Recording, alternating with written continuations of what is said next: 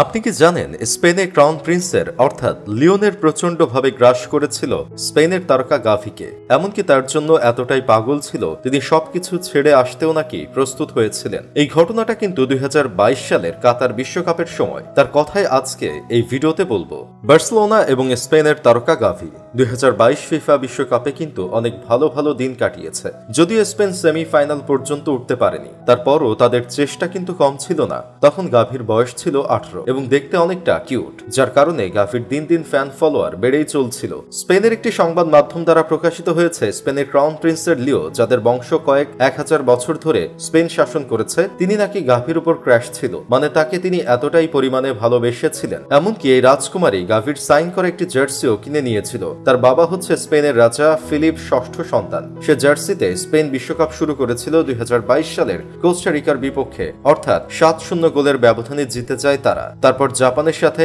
1-1 গোলে ড্র করে। তৎকালীন সময় গাভির গোল দেখে তার প্রেমে পড়েছিলেন প্রিন্সেস। এখন আপনাদেরকে বলি কেন আসলে গাভি হ্যাঁ বা না বলেনি। এর অন্যতম একটি কারণ হচ্ছে, যদি গাভি তার প্রেমের প্রস্তাবে সাড়া দেন তাহলে তাকে ফুটবল খেলা ছাড়তে হবে। অর্থাৎ গাভি যদি লিওনের জামাই হয় তাহলে তিনি হবেন স্পেনের ক্রাউন প্রিন্স। স্পেনের সংবিধানে রয়েছে কোনো রাজকুমার কোনো ধরনের খেলায় অংশগ্রহণ করতে পারবে না। তার ছোটবেলা থেকেই স্বপ্ন ছিল তিনি বড় ফুটবলার হবে। এখন তার জাতীয় দলে জায়গা হয়েছে, তাহলে গাভি কি কখনো চাইবেন তিনি তার ফুটবল খেলা বিসর্জন দিয়ে রাজকুমারীর সাথে বিয়ে বসতে? একটি দেশের রাজকুমারী বলে কথা। গাভি এখানে বলে দিয়েছে তিনি এটা করতে পারবেন না, অর্থাৎ তার কাছে ফুটবলই সব। পরে অবশ্যই এ ধরনের নিউজ ছাপানো হলেও তার সত্যতা পাওয়া যায়নি।